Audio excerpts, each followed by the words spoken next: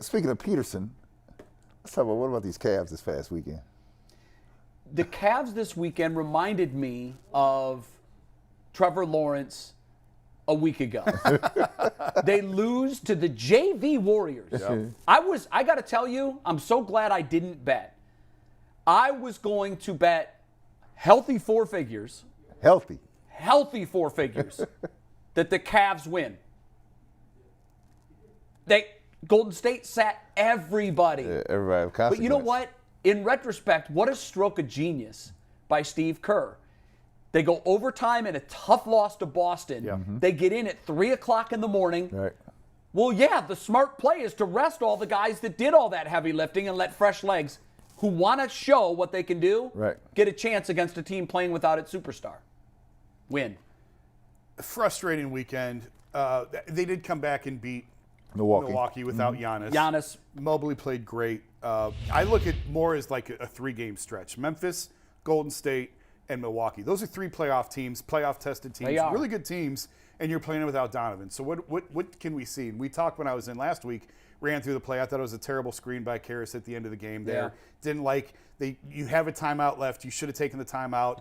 I didn't like Okoro being the inbounder in that situation. But at the same time, these are young guys, and so you're trying to figure out what they have. You give them that experience. This is not April. It's not a playoff series. I would hope if you're in that spot in a playoff series, Kevin Love is your inbounder at that space. He's a veteran. He understands the internal clock. So, okay, then you go on to Golden State. Absolute trash. The whole night was trash. Awful. And they showed their immaturity to me. It's a young team, immature team. They're looking across the side, seeing no Steph, no Clay, no Draymond, no Andrew Wiggins. We got this. And they got their asses kicked. They got smoked. That was embarrassing. Yeah, it was. Worst loss of the season? I think so. Absolutely. I thought so too. Yeah. So let me say to and you know what, real quick, I also feel bad for the fans because I saw what those prices were. Yeah, so was I. On the secondary market. Those tickets were not cheap that people were buying, and then they got that's the first. The Cavs haven't beaten Golden State since 2017. Well, listen.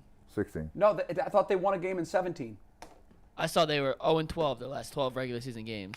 17 in the Cavs made the NBA Finals in 17, right? Yeah. They may never beat them again, but they came back from 3-1. They got them. No, I know, but like they beat the Warriors once in 2017 Finals.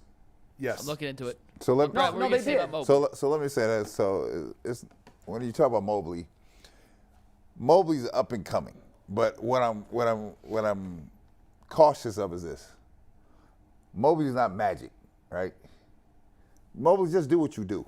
You're a guy that can play from the foul line in.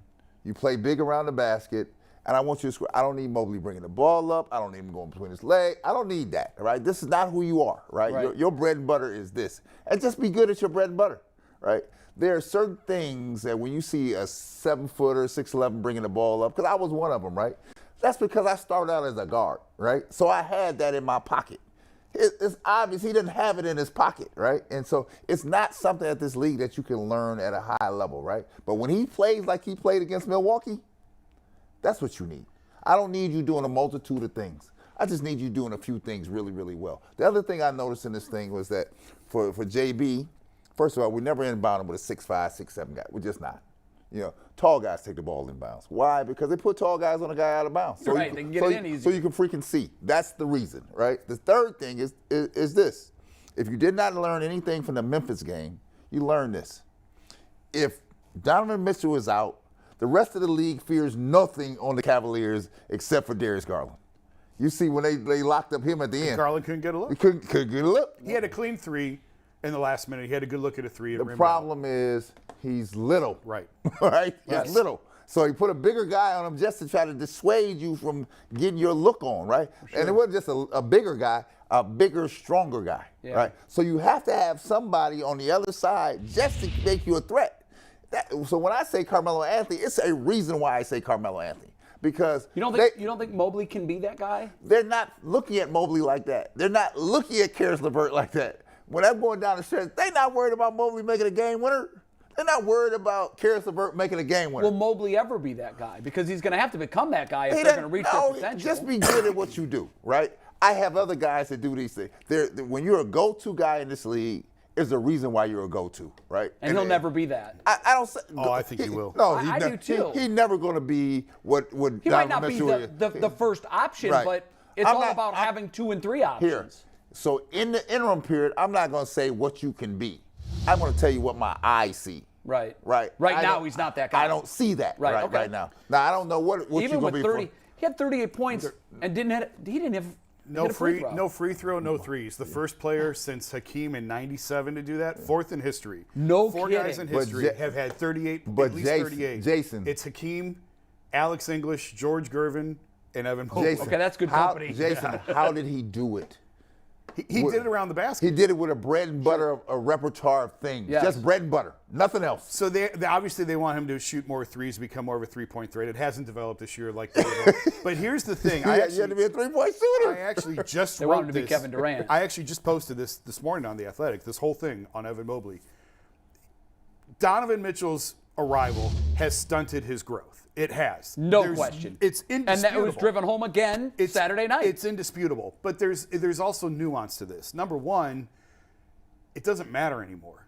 Because as soon as you got Donovan Mitchell, you started playing to win the game. And it's not about developing anymore. And a lot of times, when you get a young piece like Evan, it's the first piece that arrives. Okay? So it's the first piece of the rebuild. And so it's rare for the best piece to come last. Darius was here first. Jared Allen was here first. To me, I think Evan Mobley is number 1 on the championship team. I think he can be that guy. It's hard in a ball-dominant, guard-driven league now, but I think he has the talent and skill set to be a number 1. But he came last, so he isn't as developed as a second-year, third-year guy, but it's also a good thing because his contract clock isn't ticking already. That's a lot true. of times, when you're the first guy here, your team isn't good until year 3 or 4 or 5, and now you're already up against it contract-wise. Yeah. So the benefit is he was here last, so he's youngest. The downside is, as soon as Donovan, it's not really a downside, but when Donovan came, they flipped the switch to trying to win right now. It's no longer about Evan Mobley's development. He's going to grow at a slower rate. I still think he'll get there. He's not going to get there as fast as if this year was all about trying to make Evan better. That's out the window. You're just trying to win. let yeah, me- if Mitchell wasn't here, that would be the objective. Let me inject this into you, right? So first of all, anytime you inject a superior player in there, it's going to stunt everybody's growth, right? Jordan in Chicago stunted everybody's growth. It's up to the coach to put players in position now to allow, because you got to do both. You can have a dominant player and you can still develop people at the same time. That's a great point, Brett. There's a trick to it. Why trick is- don't they, on certain nights, just say everything's running through Mobley tonight? But the other thing is, I'll get to that. You have Okay. to, here, this is why you have to have a bag of tricks, right? I mean, Mobley does not, his bag of tricks is not expanded. It's not, he has a basic bag of tricks. He's good at those tricks. Sure. But it's not expanded. He doesn't have Durant Well, he's bag of 20. tricks. He doesn't, He's, but Durant had a bigger bag of tricks at 20. You follow what I'm saying to you? well, it's unfair to Well, measure him against but Durant. see, they keep talking about him like you shooting threes, Well, they're bring talking the about ball him like up. this is what he can become if he can become a three-point Look, shooter. first of all, and on. you can bring the ball up if you can dribble, Well, right? let me ask you you this, can Brad, shoot threes 'cause if you're a shooter. As I'm watching him do this against a Giannis, obviously Giannis is watching the game too. Yeah. He's not going to have 38 and 9 against Milwaukee if Giannis is in there. But what was the question I was asking myself as I'm watching him go for 38 points is, gosh, if he can do that on a night, it's okay, he did that because there was no Mitchell. But now imagine if Mitchell was on the floor and the defense, the attention that the defense is going to have to pay Mitchell. Yeah. It seems to me like they would waste a couple of nights a year and say, tonight we're running things through When he can play like he played against Milwaukee, the Cavs are going to be phenomenal. Let me tell you, McHale didn't have a whole lot of bag of tricks. early.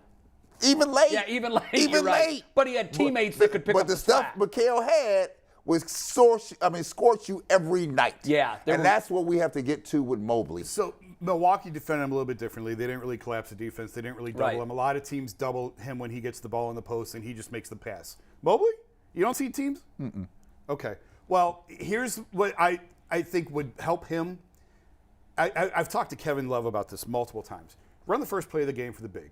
Get him involved early. Yeah. Brad, You know that. you've said many times they Yeah, used to do that for run you. and play for me. And right. they did it for Kevin. Ty and David Blatt both told Kyrie, Kevin goes Get first. him going. Kevin and LeBron go first. You go last as the point guard. Get him going. Get him involved early. Let him get his touches early. It changes the entire complexion of the game. When they had success. In the 80s, they ran through Brad Daugherty. Brad got going early. Give him touches early. And Kevin would have 14 points at the end of the first quarter. Now, he may get 6 touches the rest of the night, but he's activated early. He's involved early. There's no reason you can't run the first play of the game for Evan every time down. Just get him in. It doesn't matter if they know it's coming. Because the other two can get their shots. Yeah. It's not a problem. And they're going to get plenty throughout the course not of the the game. problem. Get the big involved early. Give him his touches early. Do you see them making a concerted effort to? I don't either. No. And that's why I'm asking the question, why don't they? Even, I know you're saying to make that a point to get him involved early. A 38-9 game will do wonders for your confidence. We had, last week we said, over under that he, we did a fence rider question. Will he average 15 points a game? What's his average now? 15.1. Yeah. Okay, one big night. Yeah. And that's the kind of thing that we know he can do. What I would like to do is pick the random game. You're playing the Suns. I don't care, but just pick a team. Tonight, we're going to go through Mobley, and we're going to see what we can do on a night where we decide to get him involved early, middle, and late, and see what he can become. See, I don't feel that needs to be random. I think there needs to be a commitment. The problem here, Jay, is this.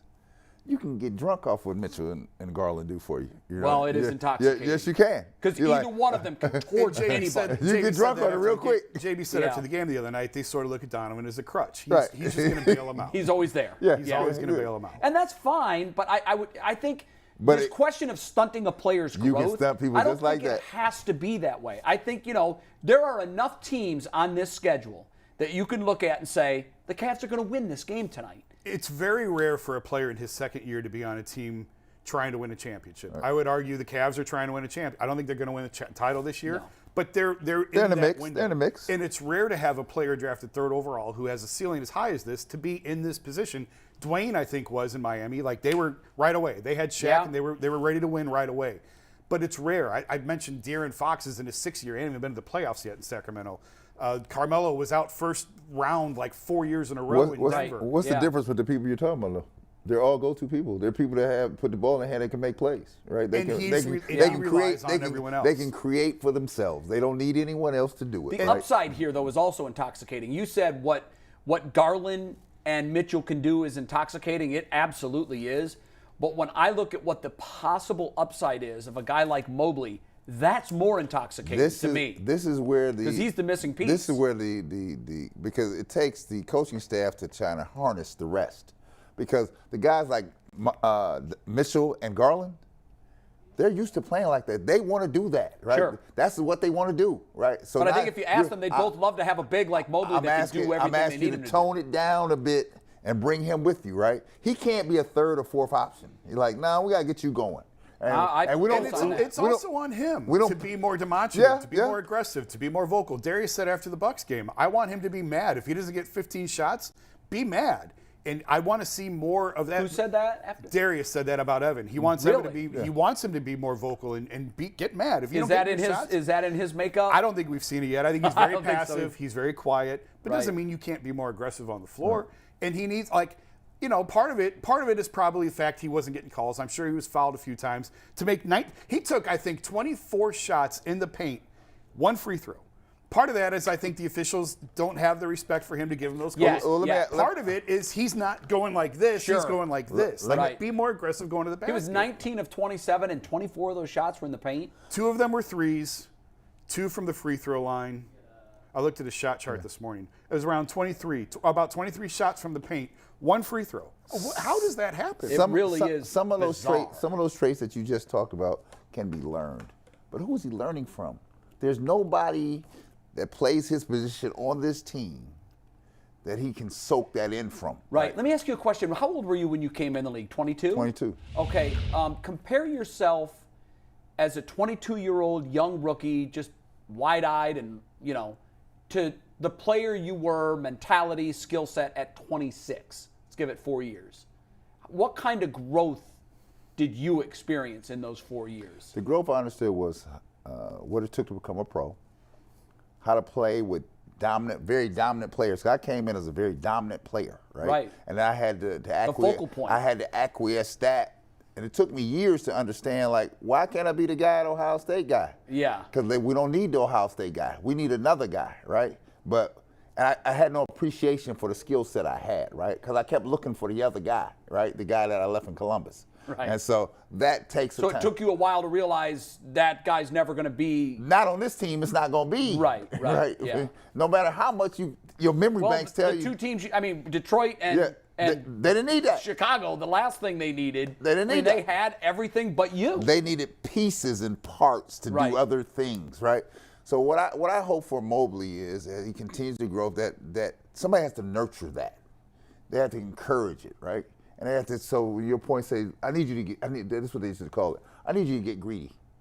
It's okay. Phil Jackson used to call me in. This was Doug was the head coach, right? Phil Jackson was the assistant coach. Phil called me in the locker room after practice. In the office after practice. He said, "Let me sit down with you. I want you to shoot every damn ball." I said, "What?" He said, "I want you to shoot every damn ball when you get it." I said, "Phil, that's not my MO." I said, "Not on this team, that's not my MO." He said, "I don't care. Shoot every damn ball." Why was he saying that? Because he wanted me, because you have to fight for space here. Because Garland and Mitchell not give you any space. You got to fight for that space. You got to claim that space so they know that when the ball game comes, I better get him some touches here or it's going to be a price to pay here. Somebody going to get going off on the locker room here. And if you don't fight for that space, what happens is the first thing the star players think, well, oh, he don't want that. Don't worry about him. He's not thinking about that.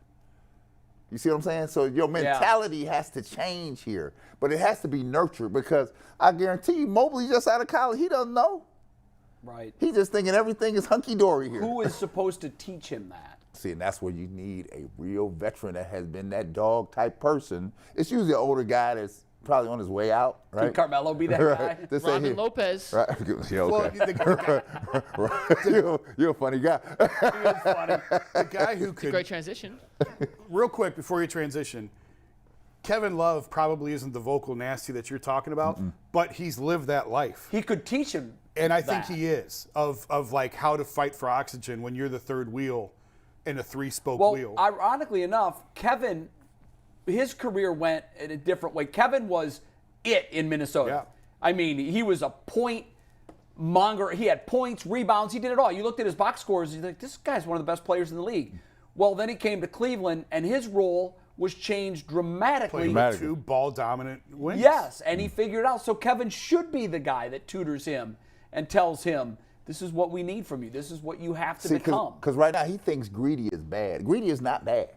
Greedy helps this team because you're growing. You're going to grow at a faster clip than the clip that you're growing at. He's going in incremental steps here. But we need more growth here. And the only way you get growth is you got to get out here and experiment on some things, right?